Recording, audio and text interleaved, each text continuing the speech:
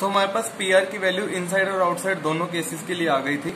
अब मेरे पास जो विल्सन सोमरफेल्ड क्वांटाइजेशन रूल है वो मैं पहले आउटसाइड के लिए लगाऊंगा। तो Wilson Sommerfeld quantization rule for outside is given by p r into d r is equal to N r naught into h. अब पी आर की वैल्यू आउटसाइड या इनसाइड के लिए मुझे पता है, आउटसाइड की वैल्यू पता है, ये आउटसाइड वाली जो पी आर की वैल्यू है ये मैं यहाँ पे पुट कर दूंगा। ये सारी वैल्यू जब मैं यहाँ पे पुट करूंगा मेरे पास कुछ ऐसी इक्वेशन बन जाएगी 2m इंटू ई नॉट, ये सारी जो वैल्यू है ये मैंने पुट कर दी। इस सारी टर्म को मैंने सपोज एज्यूम कर लिया that it is equal to I naught into d r is equal to N r naught into h, where I naught is this whole thing. Similarly inside, for inside I will put the value of p r in inside. तो p r की जब inside वाली value put करोगे और वहां पे आई की value जो है ये आ जाएगी। सपोज कीजिए हम एज्यूम करते हैं, जरूरी नहीं है कि जो कोई भी इलेक्ट्रॉन है वो अपना इनसाइड और आउटसाइड जो एलिप्स है वो कंप्लीट पूरा करे, तो इसलिए मैं I naught D R outside plus I D R inside जो है that is equal to N R into H. Let's say I calculate the total energy outside, that is kinetic energy plus potential energy. Kinetic energy is half mv square, potential energy outside is minus z naught e square divided by 4 pi epsilon naught into r. Now mv square upon r, आपको पता है जो condition है mechanical stability for electron revolving around the nucleus, that is mv square upon r is equal to z square divided by 4 pi epsilon naught into r. ये value आप यहाँ पे put कर दोगे, z naught e square by 8 by epsilon naught r minus z naught e square divided by 5 pi epsilon naught r. इसको LCM लेके solve कीजिए, जाएगा minus Z naught e square divided by 8 by epsilon naught r. Bohr model of an atom से आपको पता है are N की value जो है वो थी A naught into N square by Z. ये आर की वैल्यू यहाँ पे पुट कर दीजिए और आपके पास ई नॉट की वैल्यू आ गई, that is energy outside. Similarly you put the value of V I, solve it, आपके पास एनर्जी आ गई इनसाइड। अब since the total energy inside the core and outside the atomic core should be equal, तो आप इन दोनों को equate कर दीजिए, इन दोनों को इक्वेट कर दीजिएगा। Now let us consider a special case, let us consider a special case in which I assume की जो एलिप्स है चाहे आउटसाइड हो चाहे इनसाइड हो एटॉमिक कोर के, वो जो एलिप्स है वो कंप्लीट हुआ है। उस केस में जो ये इंटीग्रल्स है ना, इंटीग्रल्स जो ये इस इक्वेशन के इंटीग्रल्स हैं, they will become, this integral will become that of this what do you say, I naught dr, this will become equal to nr naught into h and I dr will become nri into h। तो h ये h cancel हो जाएगा और आपके पास क्या बचेगा, total N R is equal to N R naught plus N R into I, आपके पास ये आ गया। और इस स्पेशल केस में जब एलिप्स जो है इनसाइड एटॉमिक कोर और आउटसाइड एटॉमिक कोर अपना जो वो है पूरा करता है, उस केस में जो पेरीहीलियन डिस्टेंस है आउटर एलिप्स का, जैसे ये आउटर एलिप्स बनाया मैंने, उसका पेरीहीलियन डिस्टेंस होता है जो हमारा स्मॉलेस्ट डिस्टेंस है। ठीक है, हमारे पास जो एलिप्स है, किसी कोई भी एलिप्स है, उस केस में जो है ना दो चीजें होती हैं, एक होता है पेरीहीलियन और एक होता है एपीहीलियन। जो हमारा क्या बोलते हैं, जो पेरीहीलियन है, एपीहीलियन है, वो है फारदेस्ट पॉइंट। जैसे हमारे पास बेसिकली क्या, हमारा जो है सन जो है एक फोकस पॉइंट पे है, सन जो है फोकल पॉइंट पे है। एपीहीलियन जो है कि अर्थ जो है मैक्सिमम कितने डिस्टेंस दूर हो सकती है सन से, दिस इज एपीहीलियन। और पेरीहीलियन है जो सबसे नियरेस्ट पॉइंट है।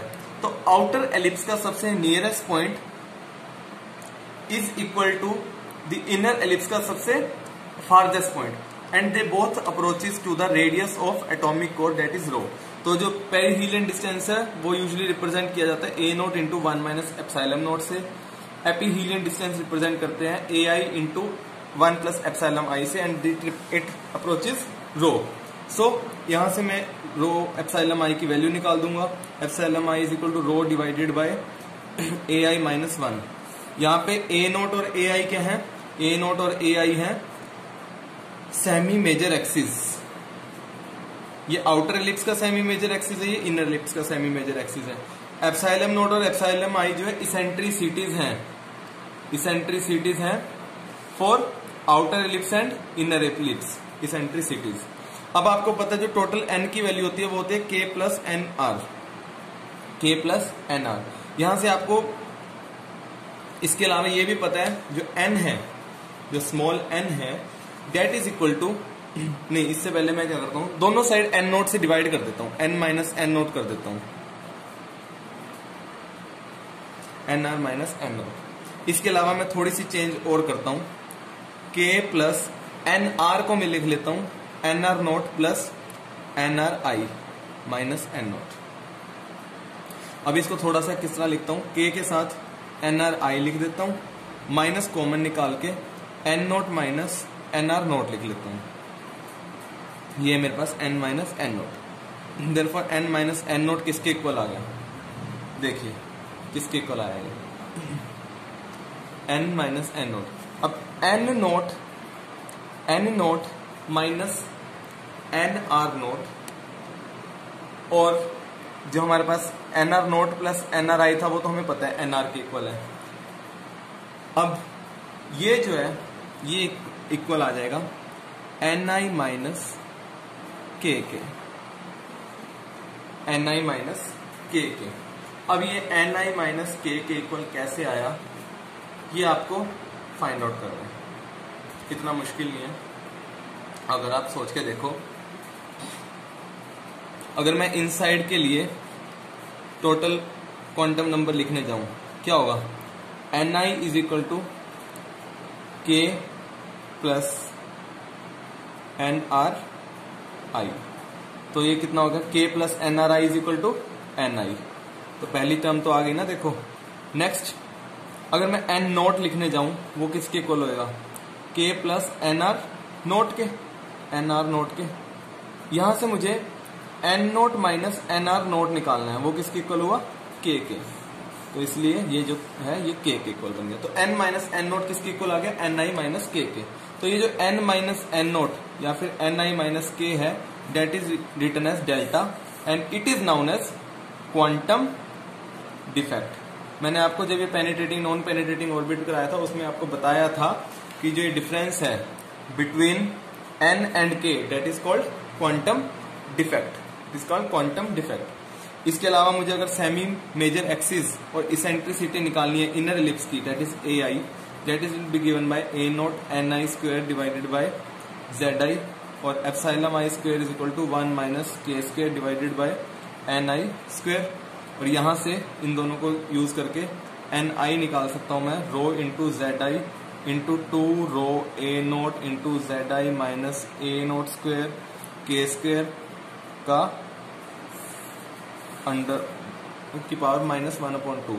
ये कैसे आया, ये आपने क्या करना है, आपने जो है कुछ इक्वेशंस जो है यूज करनी है इसमें। एक तो ये यूज करनी है epsilon I is equal to rho divided by A I minus 1, और एक आपने ये ए आई की वैल्यू यूज करनी है। ये दो इक्वेशंस जब आप यूज करोगे, बेसिकली एप्सिलॉन आई की वैल्यू यहाँ डाल देना और जो ए आई की वैल्यू है वो भी डाल देना। इसको यूज करके आप एन आई की वैल्यू निकाल सकते हो, वो ये आ जाएगी। ठीक है, अब आप क्या करो, के स्क्वायर और के को जो है उसके क्वांटम मैकेनिकल वैल्यूज से रिप्लेस कर दो। के स्क्वायर को रिप्लेस कर दो उसकी quantum mechanical value that is l into L plus 1 से, और के को रिप्लेस कर दो उसकी quantum mechanical value l plus half से। तो जो आपका क्वांटम डिफेक्ट है that is n I minus k. N I मैंने अभी निकाला, एन आई मैंने पीछे निकाला था, कितना आया था एन आई, एन आई मैंने पीछे निकाला था, वो आया था रो इंटू जेड आई, ये सारा जो है की पावर -1/2। ये जो है एन आई की वैल्यू डाल देता हूं मैं, rho into Z i 2 rho a naught into Z i minus a naught square l into L plus 1 की power -1/2 minus of l plus half. ये के की जगह एल प्लस हाफ पुट कर दिया। इससे क्या प्रूव हुआ, that quantum defect it is independent of total quantum number number n, और किस पे डिपेंड करता है, सिर्फ एजीमुथ किस पे, ऑर्बिटल क्वांटम नंबर l पे डिपेंड करता है सिर्फ, ठीक है। सो नेक्स्ट हम अपना लास्ट जो है, लास्ट तो नहीं बट नेक्स्ट टॉपिक ही कह सकता हूँ मैं, वो हम डिस्कस करेंगे, that is spin orbit interactions and doublet term separation. अब मैंने वेक्टर मॉडल ऑफ एटम में आपको बताया था कि स्पिन और ऑर्बिट जो है आपस में, एल और एस जो है आपस में इंटरेक्ट करते हैं to form total angular momentum j. तो अब जो है हम उसको थोड़ा सा और डिस्कस करेंगे, मैथमेटिकली डिस्कस करेंगे। तो मैंने क्या बताया था कि स्पिन मैग्नेटिक मूवमेंट जो है इलेक्ट्रॉन की, वो इंटरेक्ट करती है magnetic field generated due to orbital motion of electron, ठीक है। It interacts with the magnetic field generated due to the orbital motion of electron, जिसकी वजह से क्या होता है, जिसकी वजह से हमारे पास स्पिन ऑर्बिट इंटरैक्शन जो है हम बोलते हैं जिसे। और जिस स्पिन ऑर्बिट इंटरैक्शन की वजह से क्या होता है, हमारे जो एनर्जी लाइंस हैं या स्पेक्ट्रा है वो स्प्लिट कर जाता है, और उस स्पेक्ट्रा को हम बोलते हैं डबलेट स्ट्रक्चर। डबलेट क्यों बोलते हैं, क्योंकि दो लाइंस में स्प्लिट हो जाता है वो हमारा एनर्जी लेवल, इसलिए मैं डबलेट स्ट्रक्चर बोलता हूँ इसे। तो अब हम इसे क्लासिकली और क्वांटम मैकेनिकली दोनों तरह से डिस्कस करेंगे। तो सबसे पहले हम क्लासिकल मॉडल लेते हैं, ठीक है। कंप्लीट मैथमेटिकल है तो इसलिए थोड़ा सा जल्दी मूव करूँगा। सो क्लासिकल मॉडल लेते हैं जिसमें हाइड्रोजन लाइक एटम लूँगा, जिसमें हमारा सिंगल इलेक्ट्रॉन है जो किसी इलेक्ट्रिक फील्ड E में मूव कर रहा है, जिस velocity v, angular momentum L है। तो आपका angular momentum L will be given by L star into H divided by 2 pi, और एंगुलर मोमेंटम को हम लिख सकते हैं R cross m naught into v. R cross P होता है, P को लिख दिया मैंने m naught into v. m naught rest mass है इलेक्ट्रॉन का, R जो है रेडियस वेक्टर है। क्लासिकल इलेक्ट्रोमैग्नेटिक थ्योरी जो है हमें कहती है कि इलेक्ट्रिक फील्ड जो है due to some nuclear charge is given by ZE divided by 4 pi epsilon naught R cube into R vector.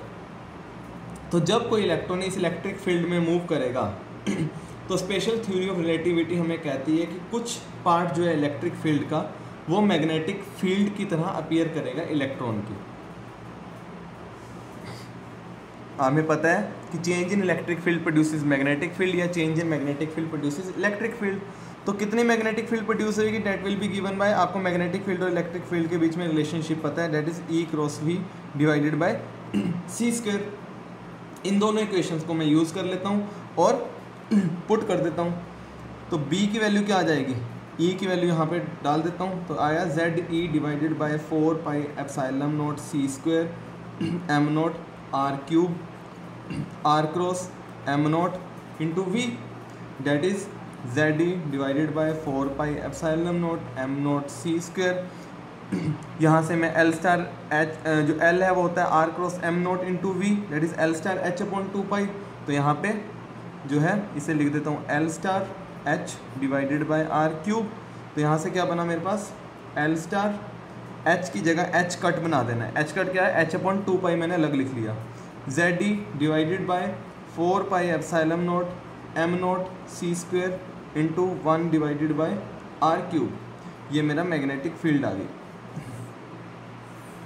Moving electron की वजह से जो मैग्नेटिक फील्ड आई वो आ गई। ये तो H कट ही था, L star H cut into ZE 4 pi epsilon naught m naught C square 1 upon R cube. अब जो स्पिनिंग इलेक्ट्रॉन है वो लार्मर प्रिसेशन पे जाएगा। मैंने बताया जब जो है L और S जो हैं एक दूसरे के साथ, पहले क्या होता है L और S जो हैं वो प्रिसेस करते हैं around total angular momentum J।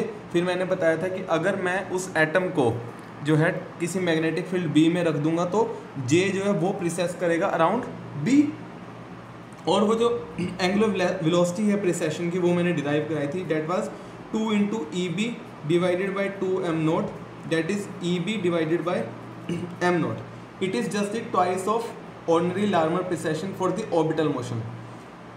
ठीक है, ठीक है, ये ओमेगा एस आना था, ओमेगा एस। ठीक है, so the relativistic treatment of this problem, अब ये तो हमारे पास नॉर्मल लार्मर प्रिसेशन आई स्पिन मोशन की वजह से, स्पिन की वजह से, और जो ऑर्बिटल मोशन की वजह से आती है वो आती है कितनी आती है, EB divided by 2m not. अब मैंने कहा रिलेटिविस्टिक ट्रीटमेंट देना, मुझे रिलेटिविटी कंसीडर करनी है। रिलेटिविटी कहती है कि इस एंगुलर प्रिसेशन या इस प्रिसेशन के अलावा देयर इज अनदर प्रिसेशन जिसे हम बोलते हैं relativistic precision omega r। Omega l के अलावा मेरे पास एक ओमेगा r भी एग्जिस्ट करती है, ठीक है। ये जो रिलेटिविस्टिक प्रिसेशन है इसका नाम दिया गया था थॉमस प्रिसेशन, ठीक है। जो रिलेटिविस्टिक प्रिसेशन है ये ऑपोजिट डायरेक्शन में होती है, ऑपोजिट डायरेक्शन में होती है टू लार्मर प्रिसेशन, और इसका जो थॉमस प्रिसेशन का मैग्नीट्यूड है वो हाफ होता है लार्मर प्रिसेशन के, half of Larmor precession. So net velocity of precession कितनी हो जाएगी, net velocity of precession will be omega l dash मान लेता हूँ, it will be Larmor precession minus relativistic precession. Relativistic precession मैंने बताया कि वो होती है half of Larmor precession, that is omega l divided by 2। तो यहाँ से ये कितना आ गया, सर ये ओमेगा l ही तो था, ओमेगा l बाय 2, तो यहाँ से कितना आ गया EB divided by 2m naught, omega l dash आ गया, EB divided by 2m not. अभी मैंने B की वैल्यू पीछे निकाली थी, तो यहाँ से ओमेगा l डैश वो कितना आ जाएगा 1/2 E by m naught. B की वैल्यू डाल देता हूँ, ZE divided by 4 pi epsilon naught m naught C square 1/r cube L star into h cut.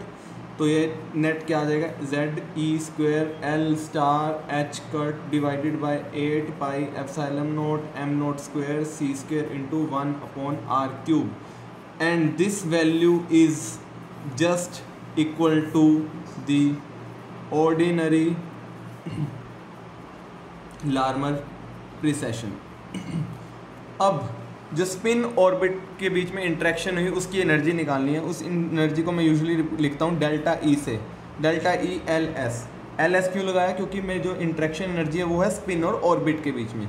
जो इंटरेक्शन एनर्जी है ना ये होती है product of angular velocity of precision, angular velocity of precession कितनी है omega l dash, and projection of spin angular momentum s in magnetic field की direction.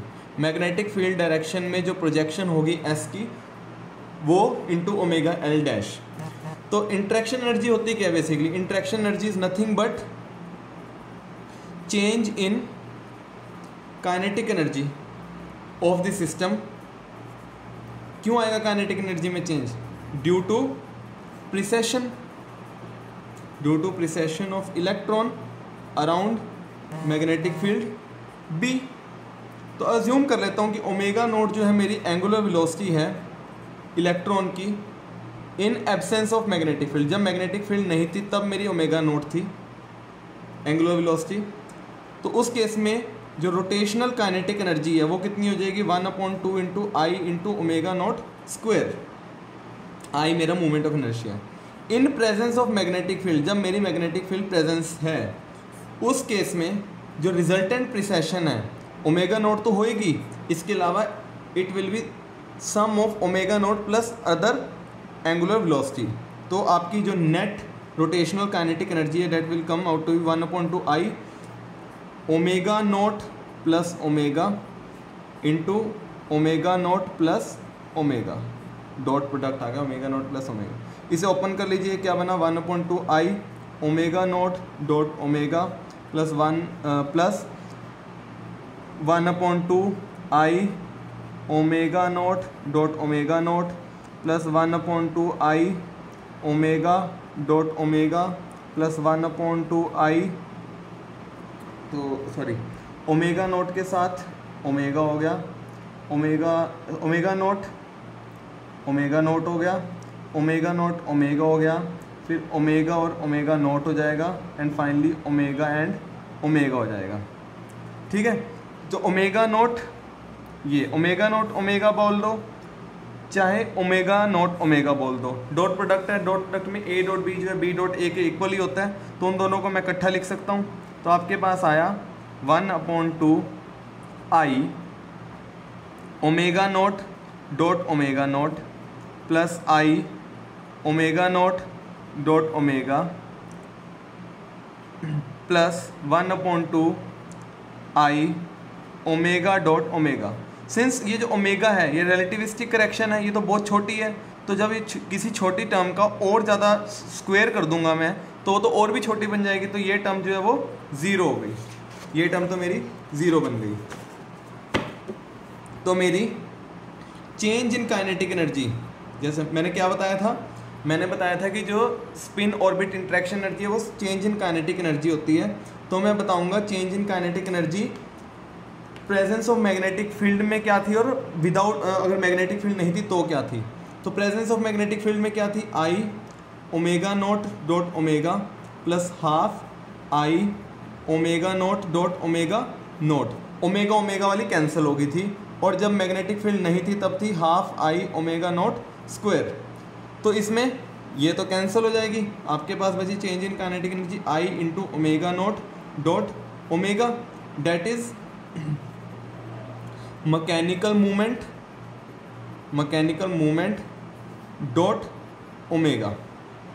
Therefore अब मैंने बताया था interaction energy delta E L S, वो क्या थी, angular velocity of precession omega L dash multiply by projection of spin angular momentum around magnetic field B, और change in kinetic energy भी वही था डेल्टा ई एल एस।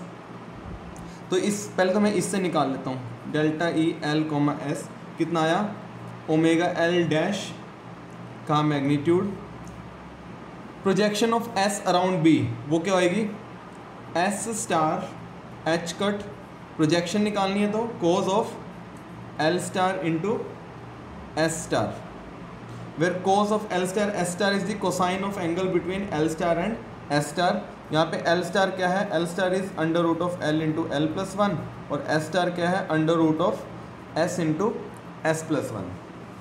तो यहाँ से delta E L comma S वो क्या आ जाएगा, Z E square H cut square divided by 8 pi epsilon naught M naught square C square into 1/r cube. ये मैंने कहाँ से लिखा, ये आपको पता होना चाहिए, ये ओमेगा एल डैश की जो वैल्यू निकाली थी ना पीछे, वो है ओमेगा एल डैश की वैल्यू निकाल दी, मल्टीप्लाई बाय एल स्टार तो उसी में था, साथ में आ गया यहाँ पे एस स्टार एच कट, और एक इसमें एच कट था वो एच कट स्क्वायर बन गया, into cos of L star S star.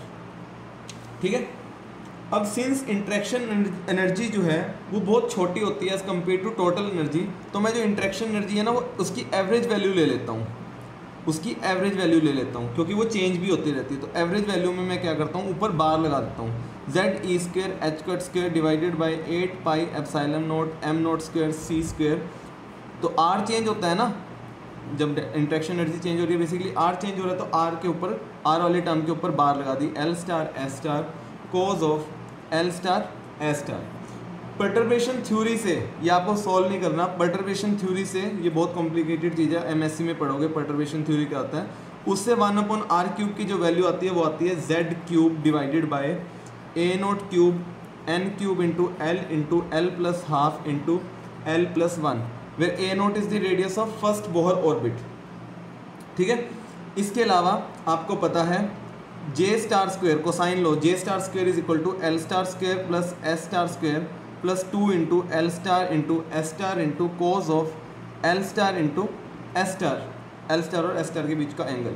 यहाँ से मैं L star S star cos of L star S star value निकालता हूँ, वो क्या आएगी, जे स्टार का स्क्वायर माइनस एल स्टार का स्क्वायर माइनस एस स्टार का स्क्वायर डिवाइडेड बाय 2। अब मैं क्या करता हूँ, ये 1/r क्यूब की वैल्यू और एक एल स्टार एस स्टार की वैल्यू 1/r की यहाँ डाल दी, l star S star cos of L star S star की वैल्यू यहाँ डाल दी, और डेल्टा ई को निकाल लेता हूँ, कैलकुलेट करता हूँ। तो interaction energy delta E L comma s जो है वो आ जाएगा Z E square H cut square divided by 8 pi epsilon naught m naught square C square z cube divided by a naught cube n cube into L plus half into L plus one bracket में j star square minus L star square minus S star square divided by 2। So यहाँ से average value थी delta E L s, यहाँ से आ जाएगा r h c alpha square Z power 4 divided by N cube into L plus half into L plus one into z star square minus L star square minus S star square divided by 2, where r is equal to 1 divided by 4 pi epsilon naught का square into 2 pi square m naught e power 4 divided by c h cube और alpha is equal to 1 by 4 pi epsilon naught 2 pi e square divided by c h. R is मेरा Rydberg constant and alpha is my fine structure constant जो मैंने आपको पहले बताया हुआ है। तो ये तो मेरी इंटरेक्शन एनर्जी आ गई। इंटरेक्शन एनर्जी से मैं टर्म वैल्यू भी निकाल लेता हूँ। टर्म वैल्यू क्या होती है? Term value is minus of delta E L S divided by H C. तो ये क्या आ जाएगी? Minus R alpha square Z power 4 divided by N cube L into L plus half into L plus one into J star square minus L star square minus S star square divided by 2, और इसे मैं usually denote करता हूँ minus of tau से। ठीक है, minus of tau से। इस सारे टर्म को मैं कुछ कांस्टेंट मान लेता हूँ, डेट इज ए डैश। तो मेरे पास जो टाउ है वो क्या आ गया? A dash into J star square minus L star square minus S star square divided by 2, या फिर ये जो सारी वैल्यू थी किसके इक्वल थी? A dash l star into S star into cos of L star into S star. ये मेरी इंटरेक्शन एनर्जी की टर्म वैल्यू आ गई। ठीक है, ये मेरी इंटरेक्शन एनर्जी की टर्म वैल्यू आ गई। तो बेसिकली जो स्पिन ऑर्बिट इंटरेक्शन एनर्जी है वो करती क्या है? स्पिन ऑर्बिट इंटरेक्शन एनर्जी करती क्या है? स्पिन ऑर्बिट इंटरेक्शन एनर्जी जो है वो मेजर करती है shift of each fine structure level from its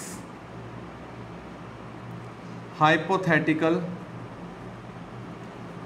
centre of gravity level tau note. मतलब अगर स्पिन ऑर्बिट इंटरेक्शन एनर्जी ना होती तो टाउ नोट होती है energy level, but spin orbit interaction energy की वजह से कितना शिफ्ट आ गया लेवल में, वो जो है स्पिन ऑर्बिट इंटरेक्शन एनर्जी या टाउ की वैल्यू से हमें निकल जाता है।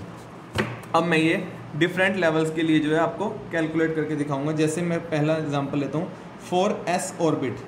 अब एस ऑर्बिट के लिए आपको ये सारी चीज़ें पता है। एल जीरो होता है, एस तो हमेशा हाफ ही होता है। एल जीरो एस हाफ है तो जे हमेशा हाफ होगा। यहाँ से आप टाउ की वैल्यू निकाल लीजिएगा। टाउ की वैल्यू क्या होती है? ए डैश जे स्टार का square minus L star square minus S star square divided by 2। अब ये जे स्टार है, आपको तो जे एल और एस की वैल्यू पता है, तो यहाँ पे आएगा j into J plus one minus l into L plus one minus s into S plus one divided by 2। यहाँ पे पुट कर दीजिए वैल्यूज़। जे की वैल्यू पुट करिए half into half plus one, L तो जीरो ही है, minus half into half plus one divided by 2। तो ये half into half plus one है, ये भी half into half plus one है, ये कैंसिल हो जाएगा, तो टाउ कितना आया?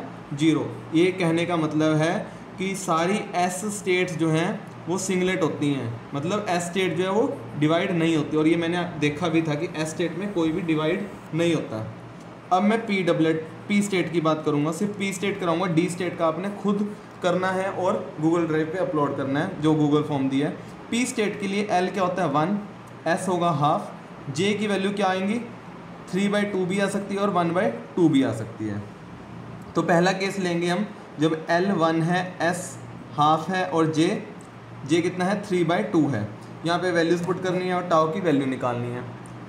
ए dash 3/2 into 3/2 plus 1, 3/2 into 3/2 plus 1 minus 1 into 1 plus 1 minus half into half plus 1 divided by तो 2 ही है। तो यहाँ से टाउ कितना आ गया? ए डैश ये हो गया 5/2, 5 इंटू 3 15, 15 डिवाइडेड बाय 4, 1 प्लस 1 हो गया 2, ये 2 बन गया। ये हो गया 3/2, तो ये 3/4 बन गया, डिवाइडेड बाय तो 2 ही है। तो यहाँ से ए डैश डिवाइडेड बाय 2 अलग निकाल लो, 4 एलसीएम निकाल लीजिए, 15 माइनस 8 माइनस 3, 8 और 3 11, 15 minus 11 is 4, 4 divided by 4 is 1, तो टाउ कितना आ गया a dash divided by 2। Similarly second case इसमें आएगा L1 s is equal to half और j is equal to half, तब टाउ की वैल्यू निकाल लेना, ये आएगी माइनस ऑफ a डैश, तो a डैश बाई 2 आई when j is equal to 3/2 और minus a dash I when j is equal to half. ये डी स्टेट के लिए आपने खुद करना है, आंसर मैं आपको बता देता हूँ। ऑब्वियसली डी स्टेट के लिए L कितना होएगा 2 होएगा, S कितना होगा हाफ होगा, J की वैल्यूज़ होंगी 5/2 एंड 3/2। तो इसके लिए जब आप ये टाउ की वैल्यूज़ निकालोगे, you will find out tau is equal to a dash when j is equal to 5/2 and tau is equal to minus 3a dash divided by 2 when j is equal to 3/2 when j is equal to 3/2। तो अगर आपको इसको fine structure separation इसको आपने draw करना है, सो P level के लिए हाइपोथेटिकल अगर स्पिन ऑर्बिट इंट्रैक्शन नहीं होती तो वो टाउ नॉट होता, लेकिन स्पिन ऑर्बिट इंट्रैक्शन की वजह से जो ये स्प्लिट कर जाता है, स्प्लिट करके 2 लेवल्स में डिवाइड हो जाता है।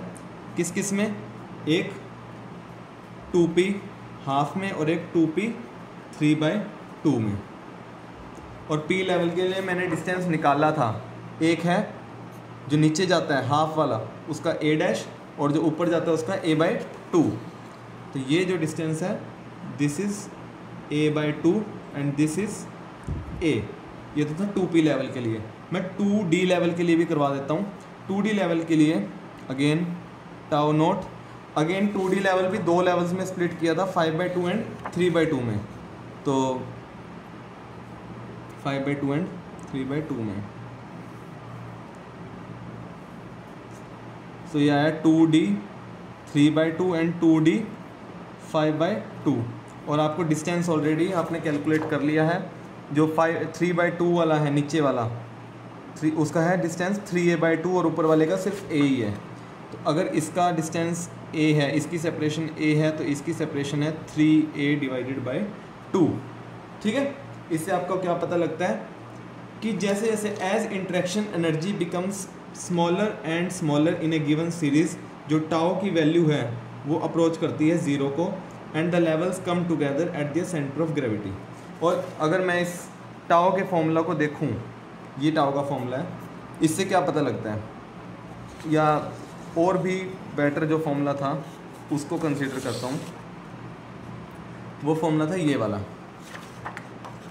ये वाला। इससे क्या पता लगता है, जो ये टाउ है it the separation, tau basically separation बताता है ना, जो सेपरेशन है वो z की वैल्यू, एटॉमिक नंबर जैसे जैसे बढ़ेगा वैसे वैसे सेपरेशन इंक्रीज होएगी, n की वैल्यू जैसे बढ़ेगी सेपरेशन डिक्रीज होएगी, और l की वैल्यू भी जैसे जैसे डिक्रीज होएगी सेपरेशन इंक्रीज होएगी। मतलब जो टाउ की वैल्यू है इस रिलेशन, अब रिलेशनशिप मैंने लिख के दिखा दी आपको, मुझे दोबारा बताने की दिखाने की ज़रूरत नहीं है। तो अगर मैं फाइनली कंक्लूड करूँगा अगर आपके सामने, तो मैं कंक्लूड 3 पॉइंट्स करूँगा कि जो टाउ है वो डायरेक्टली प्रोपोर्शनल है एटॉमिक नंबर के, टाउ जो है वो इन्वर्सली प्रोपोर्शनल है n के, that is principal quantum number के, और टाउ जो है इन्वर्सली प्रोपोर्शनल है l के। जैसे मतलब जैसे जैसे s p d f, जैसे जैसे मेरी l की वैल्यू बढ़ेगी सेपरेशन कम होती जाएगी, n की वैल्यू के भी इन्वर्सली प्रोपोर्शनल है और एटॉमिक नंबर के डायरेक्टली प्रोपोर्शनल है। अब हमने पिछली क्लास में जो है स्पिन ऑर्बिट इंट्रैक्शन टर्म या spin orbit interaction energy calculate की थी। अब मैं स्पिन ऑर्बिट इंट्रैक्शन को जो है ना नॉन पेनिट्रेटिंग और पेनिट्रेटिंग ऑर्बिट के लिए डिराइव कराना है, बस छोटी सी डेरिवेशन है। तो सबसे पहले स्पिन ऑर्बिट इंट्रैक्शन को डिस्कस करते हैं हम for non penetrating orbits. So non penetrating orbits के लिए सबसे पहले मैं एक सिंगल ऑप्टिकली एक्टिव इलेक्ट्रॉन ले लेता हूँ, मतलब s is equal to half है, तो j क्या हो सकता है, या तो l प्लस हाफ हो सकता है या फिर l माइनस हाफ भी हो सकता है। तो पहला केस ले लेता हूँ when j is equal to l plus half. उस केस में जो टाउ है, टर्म वैल्यू या term energy, that is given by a dash, j की वैल्यू है l प्लस हाफ, तो j इंटू जे प्लस 1 होता है ना, तो j तो ये आ गया l प्लस हाफ इंटू जे प्लस 1, मतलब l प्लस हाफ प्लस 1 हो गया 3/2, minus l into L plus 1 minus s into S plus 1 divided by क्या होता है डिवाइडेड बाई 2 होता है। इसे आपने सॉल्व करना है खुद। एस की वैल्यू हाफ पुट कर देनी है, एल को कुछ नहीं पुट करना, सॉल्व करोगे आएगा a dash into l divided by 2। Similarly जब जे को एल माइनस हाफ पुट करोगे और टाउ 2 निकालोगे, ए डैश ये आएगा एल माइनस हाफ, जे प्लस 1 होता है, माइनस हाफ प्लस 1 ये हो जाएगा L plus half, minus l into L plus 1 minus s into S plus 1, S की जगह हाफ पुट कर देना, इसे सॉल्व कर लेना, ये आएगा minus of A dash into L plus 1 divided by 2। ये दो केसेस आए, मतलब आपके पास डबलेट आया और जो सेपरेशन है वो है ऊपर वाले लेवल की सेपरेशन है ए डैश एल बाई 2 और नीचे वाले की सेपरेशन है a dash L plus 1 by 2। अगर तो हुआ क्या, बेसिक सा मेरे कहने का मतलब क्या था, आपके पास टाउ नोट था, दो में सेपरेट हो गया, जो ऊपर वाले की सेपरेशन थी वो कितनी थी, वो थी ए एल डिवाइडेड बाई 2 और जो नीचे वाले की सेपरेशन थी वो थी a into L plus 1 divided by 2। अगर मुझे इन दोनों लेवल के बीच की सेपरेशन देखनी है, इन दोनों लेवल्स के बीच की सेपरेशन देखनी है, वो लिखूंगा डेल्टा टाउ से, that will be tau 1 minus tau 2, that is a dash l divided by 2, minus minus plus हो जाएगा a dash into L plus 1 divided by 2 and that will come out to be a dash into L plus half. अब a dash जो है मैंने assume किया था क्या होता है, ए डैश की वैल्यू होती है r into alpha square Z power 4 divided by N cube into L plus half into L plus 1 into ये l plus half into L plus half. इसी वैल्यू पुट कर दीजिए सारी, एल मैंने जो भी आप अज्यूम करोगे R into alpha square Z power 4, L plus half से एल प्लस हाफ कैंसिल हो गया, R alpha square Z power 4 into N cube into L plus 1। इसे थोड़ा और फर्दर सॉल्व कीजिए, 5.82 Z power 4 divided by N cube into L plus 1 centimetre inverse. ये value है separation की, दो लेवल्स के बीच की सेपरेशन की फॉर नॉन पेनिट्रेटिंग ऑर्बिट। ठीक है, अब हाइड्रोजन एटम के केस में न्यूक्लियर चार्ज जो है वो ZE होता है, where Z is the atomic number. लेकिन हाइड्रोजन के अलावा कुछ ऐसे एटम्स होते हैं जिसमें जो है ना न्यूक्लियस जो है ना स्क्रीन हो जाता है। अब आपके पास जो है ना एक ऑर्बिट होता है बहुत सारे इलेक्ट्रॉन्स का और बाहर वैलेंस इलेक्ट्रॉन होता है, तो न्यूक्लियस जो है ना इन एटॉमिक कोर इलेक्ट्रॉन की वजह से जो न्यूक्लियस जो है ना वो स्क्रीन हो जाता है। ये आपने केमिस्ट्री में पढ़ा हुआ है, स्क्रीनिंग इफेक्ट बोलते हैं, जिसकी वजह से जो ये सेपरेशन टर्म का जो वैल्यू का फॉर्मूला है वो चेंज होके बन जाता है 5.82 Z minus sigma, sigma is screening constant, Z minus sigma की power 4 n cube into L plus 1 बन जाता है। सो ये मेरा फॉर्मूला आ गया फॉर इंटरेक्शन एनर्जी या fine structure doublet separation, fine structure doublet separation का for non penetrating orbit, fine structure doublet separation. और इससे क्या पता लग रहा है, जो फाइन स्ट्रक्चर डबलेट सेपरेशन है ये एटॉमिक नंबर के साथ इंक्रीज करता है, मतलब डायरेक्टली प्रोपोर्शनल है, एन के इन्वर्सली प्रोपोर्शनल है और एल के भी इन्वर्सली प्रोपोर्शनल है। Next is spin orbit interaction for penetrating orbit. जैसे नॉन पेनिट्रेटिंग के लिए निकाला वैसे मैं पेनिट्रेटिंग ऑर्बिट्स के लिए भी कैलकुलेट करता हूँ। फॉर पेनिट्रेटिंग ऑर्बिट जो मेरा ये रिलेशन आया ना अभी डेल्टा टाउ क्या आया था 5.82 Z पावर 4, 5.82 ना लिख के मैं लिख लेता हूँ R alpha square Z power 4 ये वाला divided by N cube L into L plus 1। अब पेनिट्रेटिंग है तो पेनिट्रेटिंग में मेरे पास आउटसाइड अलग होगा और इनसाइड अलग होगा। पेनिट्रेटिंग है ना, नॉन पेनिट्रेटिंग में तो सिर्फ आउटसाइड रहा, तो पेनिट्रेटिंग में आउटसाइड अलग होगा और इनसाइड अलग होगा। तो आउटसाइड तो वही होगा जो नॉन पेनिट्रेटिंग में था, तो डेल्टा टी नोट लिख दिया, यहाँ एन नोट हो जाएगा, बाकी सेम रहेगा। और इनसाइड के लिए डेल्टा टी आई बन जाएगा, वो बनेगा r alpha square Z power 4 divided by N आई का cube L into L plus 1। तो यहाँ पे अगर मुझे डबलेट टर्म सेपरेशन लिखनी है, doublet term separation will be given as delta tau naught T naught divided by T plus delta T I into T I divided by T. T naught क्या है कि कितना टाइम उसने बाहर spend किया divided by total time, T I क्या है कितना टाइम जो है एलिप्स ने इनसाइड एटॉमिक कोर के इनसाइड स्पेंड किया डिवाइडेड बाय टोटल टाइम, और डेल्टा टी नोट सेपरेशन है आउटसाइड के लिए, डेल्टा टी आई है डबलेट टर्म सेपरेशन इनसाइड के लिए। मैं एज्यूम कर लेता हूँ कि सपोज करो कि जो इलेक्ट्रॉन है उसने सबसे ज़्यादा टाइम जो है ना वो बाहर ही स्पेंड किया, तो टोटल टाइम टी जो है वो तो basically T not plus T I था, बट मैंने एज्यूम कर लिया कि इलेक्ट्रॉन ने जो है मैक्सिमम टाइम स्पेंड किया वो बाहर किया, तो टी जो है वो approximately equal to T naught बन गया। जब टी नॉट के इक्वल बन गया और यहाँ पे मैं पुट कर दूंगा, तो जो टी नॉट है जो कि अप्रोक्सीमेटली इक्वल टू टी है वो बन जाएगा n naught cube h cube into 4 pi epsilon naught square divided by 4 pi square m naught e power 4 z naught का स्क्वायर, और टी आई बन जाएगा एन आई cube into h cube into 4 pi epsilon naught का square divided by 4 pi square m naught e power 4 z आई का square. अब मेरे पास 4 equations हैं, कौन सी फर्स्ट सेकंड और थर्ड फोर्थ।